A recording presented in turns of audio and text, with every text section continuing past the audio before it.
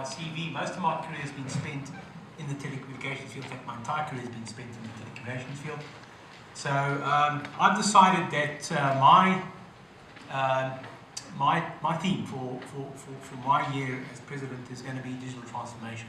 And you'll see later on why I've done that. Because I believe for us it's going to be an enabler to inclusivity, and we as an institute can play a major role in achieving that. So the title of my talk is Digital Transformation, an enabler for inclusivity, both at an economic level and at a social level. Just as an agenda for tonight, because I know that I'm standing between you and your supper, dinner, snacks, so you can at least see that I'm not going to kill you with a huge agenda. We're going to start off by basically defining what we mean by digital transformation. I'm going to look at this concept of digital disruption as well. You'll see I'll specify an ecosystem where digital disruption forms part of digital transformation. We're then going to look at digital inflection points, or digital technology inflection points, looking at particular technologies that have led to digital transformation. Then we're going to look at the benefits of transformation, digital transformation. We're also going to look at the disadvantages. Unfortunately, it's not all positive stuff. We're going to look at some of the challenges. And then I'm going to bring us back home. I'm then going to look at how we as an institute can contribute to the debate around digital transformation. And that would be both on an external platform as well as internally within the institute as well. Digital transformation is not just about what happens to other people or driving or enabling their inclusivity. It's also something we need to do back home. We need to also look internally. So let's have a look at what we mean by digital transformation. In very simple terms, it's about the effect, the changes that have occurred in the environment around us as a result of the application of digital technology. It's as simple as that. And that environment around us can be anything. It can be your business environment, it can be economic platforms, it can be your social life, it can be the way you entertain yourself or how you get entertainment. It's your entire life has been changed by the adoption or the application of digital technology. I always talk about it in terms, today we live in an analog world. That's the interesting thing. In this very room, we have the impact on us in terms of our senses. Nothing is digital, it's all analog. So in actual fact, we live in a physical world. And digital transformation is about taking us out of that physical world into a digital world. And that's what we've been doing over the years. So just some examples, and there's millions of them, but just to maybe just give you a quick insight into, to bring the definition home, you'll see that we've had some changes in our lives. For example, most of you around here that are my age or younger, slightly younger, would remember the days when you communicated in writing, literally in writing, or you typed it up on a typewriter.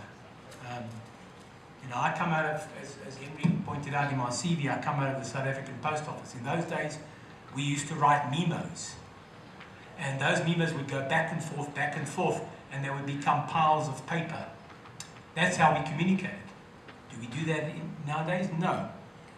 Most of our communication today is done electronically through email. So that's a major change that's taking place.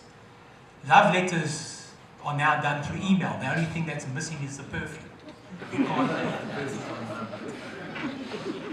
Another example is, for example, buying a house or selling a house. Why I put this down is because that's the thing that me and my wife have just gone through. We sold our home because we will be relocating later this year. And that has changed completely. In the old days, I can recall when you went and looked for a house, you would get the newspaper, you would drive around, you'd visit show houses. Nowadays, most of that research you do online. So by the time you actually go out and look at the home, you've already seen a lot of you've shortlisted, and you've taken out most of the waste time factor in terms of finding new homes. So there's hundreds of examples of what digital transformation actually means.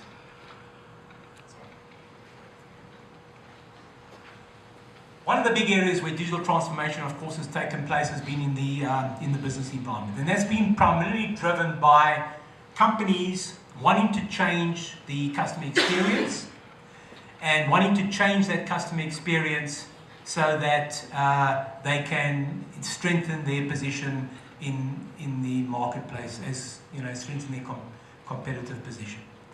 A lot of the digital transformation that's taken place in the business environment has also been driven to a certain extent by the increase in technical savvy of the customer base, who are starting to demand that they get communicated with, that they interact with the businesses, that they get serviced through a digital platform rather than a physical platform.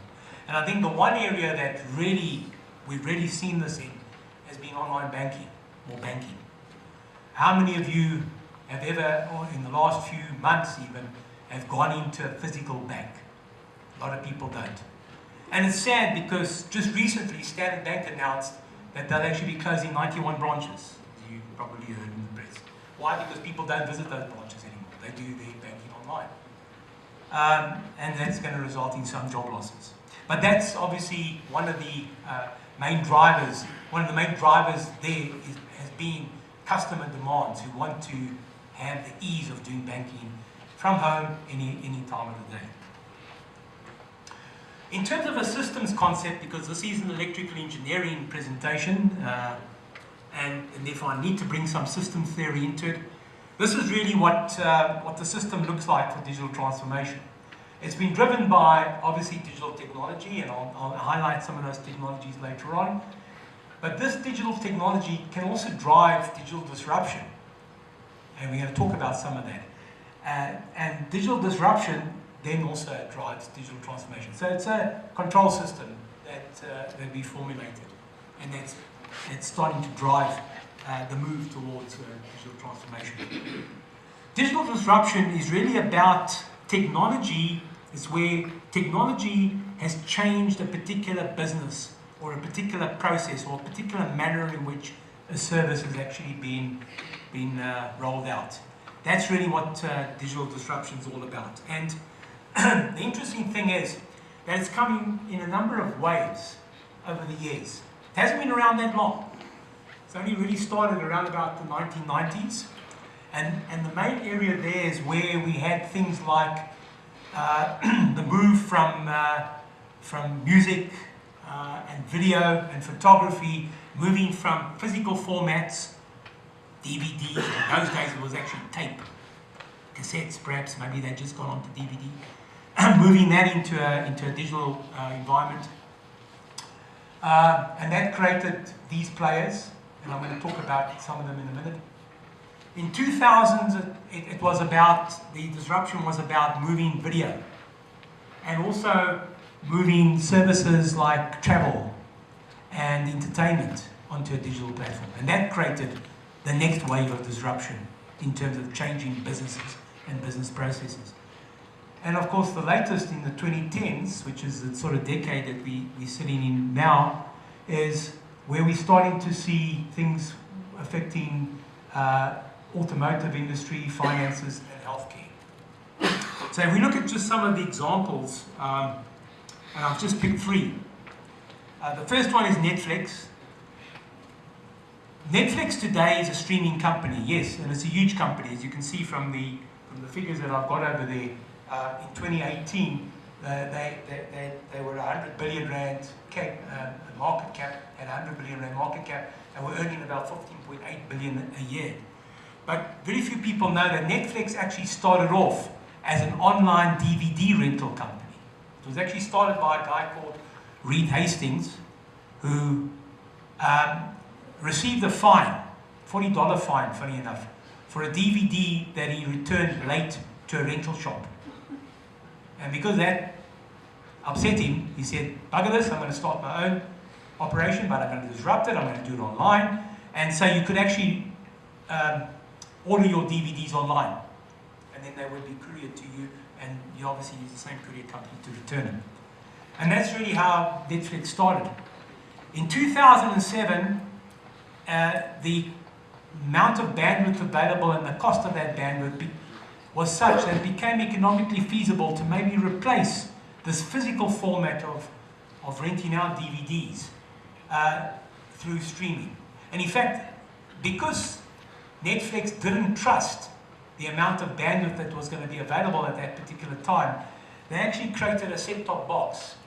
So the idea was that overnight you would actually trickle download a movie, or a number of movies, it doesn't matter, you could download 2 or 3 movies, and then the next day you could watch them from your box.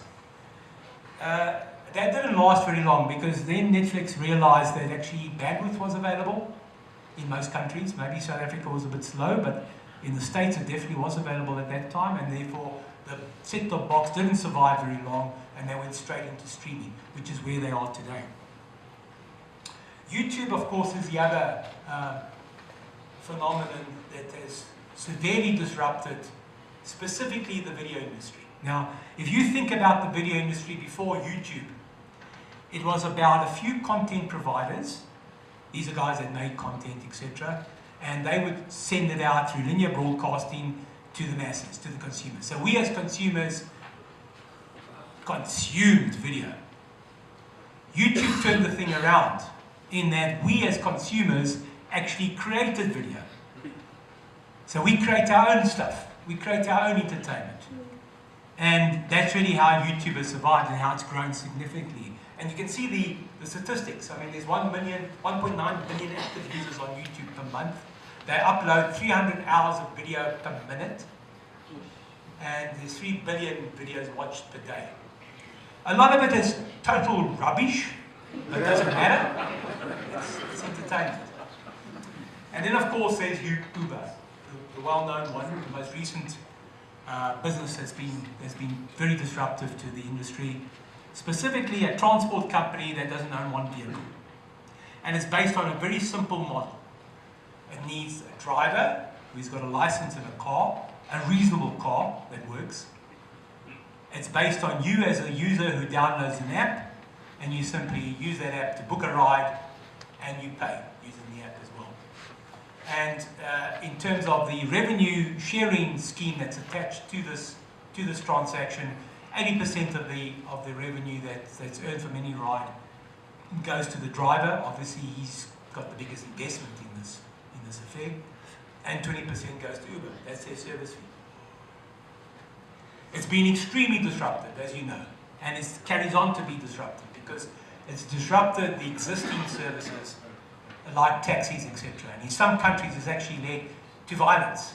In fact, in our own country, Uber has led to some incidents of violence where the taxi industry has not been that kind to the introduction of this new disruptive technology and disruptive business service. Disruption has also had a number of casualties. And I think a lot of you would be aware of this particular casualty, the Kodak. I call it the Kodak casualty. Kodak, I don't know how many of you would know this, but actually invented the digital camera. Stephen Sasson, he worked for Kodak in the 70s, I think it was 1975, he developed the digital camera. But their management at the time said, no, cute, but don't tell anyone about it. We're a photographic company, we sell film. And I know, I was an amateur photographer for many years, and I loved Kodak film. Kodachrome 100, Kodachrome 200, if you did wildlife photography, Kodachrome 400 for high speed. And that's how they carried on. But other people didn't, their competitors saw the advantages of moving from a physical platform of doing photography, film, and having to go through developing processes, etc., moving on to digital. So their competition didn't stand still. And in 2007, they realized they made a mistake and that they have to get back into digital photography very quickly. I'm going to show you a video, a marketing video that they released at that time in a minute. But it was too late. By that stage, the horse had bolted, and Kodak gradually deteriorated over the ensuing years. And in 2010, they had a file for bankruptcy. and an organization, a company that had been around for 128 years and that had been involved in some of the greatest events in mankind. For example, Kodak film was used to photograph Neil Armstrong walking on the moon. Kodak film was used during the Second World War. Closed up because of management realizing that, or making a decision that they did not see benefits in this new technology, or they felt that this new technology would be risk to their existing business. So I'm going to come back to that point in a minute. Let's have a look at the video.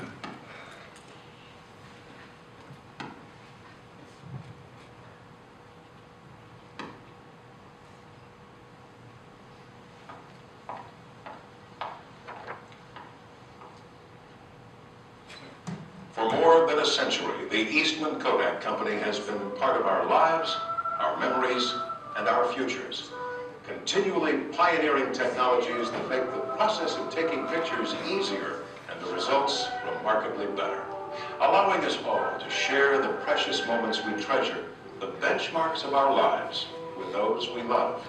In fact, many of us fondly refer to those special times as Kodak moments. Kids growing up, puppies playing in boxes, elderly people blowing out birthday candles, daddy's little girl becoming a blushing bride. Gets you misty, doesn't it? Yep, they shovel the schmaltz on pretty thick. But that kind of crap doesn't work anymore. People want the latest digital things, more power, more features, wireless contraptions, innovative ways to bring their pictures into the 21st century. Well, guess what, bucko? Kodak is doing it. You thought they were just hiding out, waiting for this digital thing to blow over, didn't you? Oh, sure. For a while they were like, oh, there's no way digital's going to catch on. Yeah, well, 20 years ago, they pawned the first digital camera off on Apple, who marketed it with all the grace of an anaconda devouring a live chicken. Only it had come in more colors. But now, Kodak is back. They're taking this digital thing to a level undreamed of. Pioneering technology that'll redefine the digital revolution. I know. Big talk coming from the company that unleashed Advantix onto the world, right? Well, turn down your mini disc player, fire up your Newtons, and listen up, because they're not playing grab ass anymore. They've got things in their research labs that'll make biometrics look like a Happy Meal toy. I'm talking facial recognition, GPS-enabled photography, so my camera knows where it is. Pictures that learn and group themselves into stories. We're talking meta-knowledge. Cameras that automatically enhance the color of the grass because they know it's grass. Try and patent that. Oh, too late. And what about sharing? I'll tell you about sharing. All your friends and family will be emailing their pictures wirelessly to you and sending pictures of Grandma's birthday to your phone and uploading shots of the dog wearing those big stupid sunglasses to your PDA. And they're going to be everywhere because now you won't have to be a Navajo code breaker to use digital. And they're all going to look like freaking Andy Leibovitz shot them because they'll automatically adjust the lighting and the composition for you. No more flash problems, no more red eye. How's that for advanced? Booyah! You know what the best part is? They're gonna turn the schmaltz back up to 11. Oh, yes. People will have their Kodak moments again. They're gonna bring back all those damn pictures of the cute puppies and the cuddly kittens and the cooing babies and old folks in party hats and dads crying and the doe-eyed kid. You know the one. They're bringing them all back, all in the same spot. And it's gonna be 15 minutes long, and James Cameron will direct it, and Celine Dion will sing the theme song while riding along on a unicorn through a field of baby animals under a big blue sky. And there's not a damn thing you can do to stop it. You were a Kodak moment once, and by God, you'll be one again. Only this time, it's digital. Oh, yeah! And the other one, of course, has been Michelin. Michelin's a tower company, but they realized if they carried on providing tires only, you know, with the likes of Dunlop and hundreds of other players that are entering the tire market, they were running risk. So they decided to move their platform, stay in market in tires, but provide an entire ecosystem. So they actually provide a management system around tire management, whereby they can actually guarantee performance of their tires. And that took them to a different competitive level in the market. So those are just examples of companies that went back and actually cannibalized their own products to survive. Not all products can be cannibalized or should be cannibalized. Let's have a look at this video. Emma. Huh? Emma. Emma. Emma.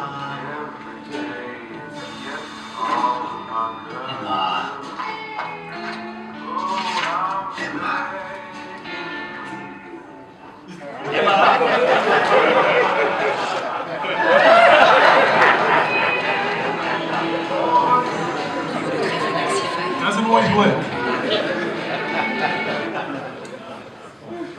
There's been financial impacts as a result of digital transformation. I'm not going to go through this, you can read the slide, but I think the most significant one has been this area down here.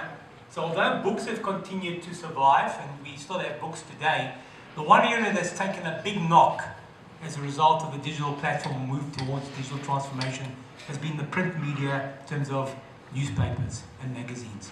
You can see the market, 65 billion, or just over $65 billion in 2010, in 2000. That dropped to 17 billion in 2013. So it was a significant influence on the newspaper market.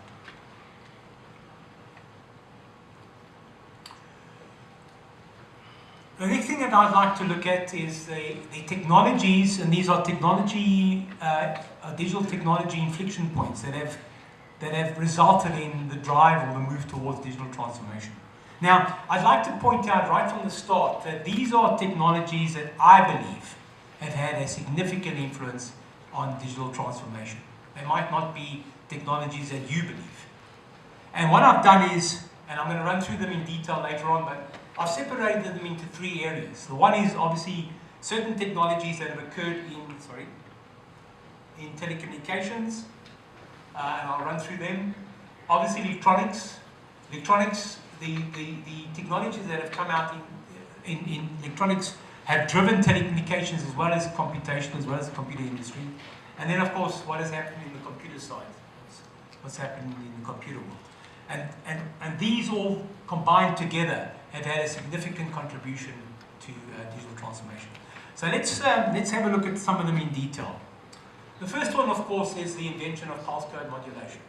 Pulse code modulation is the first time we took an analog signal, sampled it, converted it into a digital signal, and used that to transport information across an interface. Okay?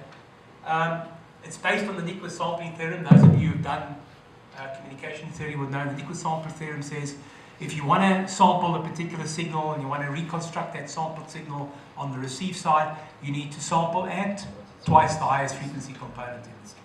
So that's what Nyquist said. The interesting thing about pulse code modulation was that it was actually invented in 1937. And it was invented by a man called Alec Reeves, who we know pretty well. Alec Reeves delivered the Bernard Price Memorial Lecture at this very institute, 1969. Mike Crouch would know Alec pretty well because Alec worked for the company that Mike worked for many years. The problem was that although Alec Reeves invented pulse code modulation in 1937, the technology was not around to economically apply it or to be able to economically deliver pulse code modulation as an economic solution. And the reason for that is because at that particular point in time we had valve technology. We didn't have transistors.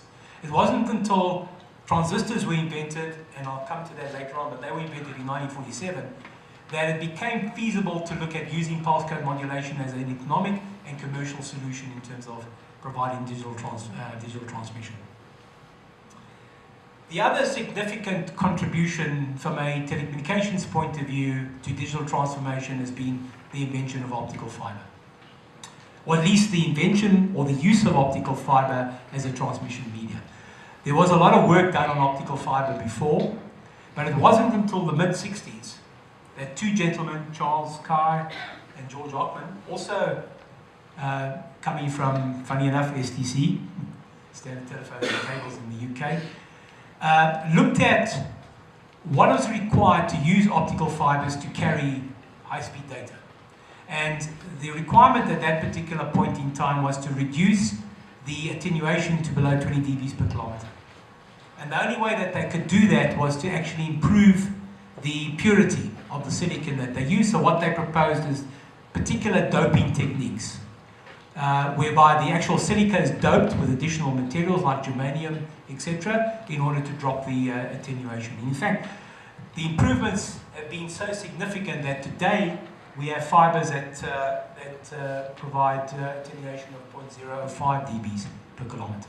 So that's been the second significant contribution to digital transformation. The third one, of course, was the invention of Ethernet, 1973, by a guy called Bob Metcalfe and his colleague David Boggs. They worked for Xerox, and at that particular time they needed a solution to be able to connect computer devices. In fact, what was happening then is they were transferring information between devices and between machines using disks, which was a stupid idea.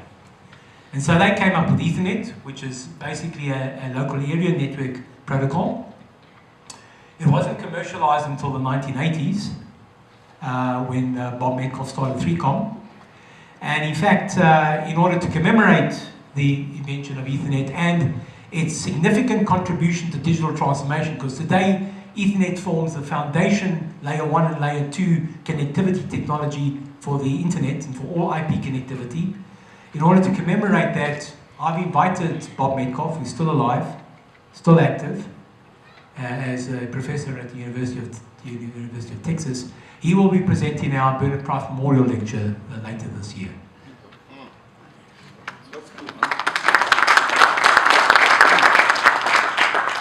And then moving forward, there are a couple of technologies that are going to change and make a significant contribution to digital transformation. One is, of course, my area of expertise, which is software-centric networks. Very simply put, this is about taking networks that we build today in physical format, because that's what we do. We build networks using boxes, lots of boxes, and all these boxes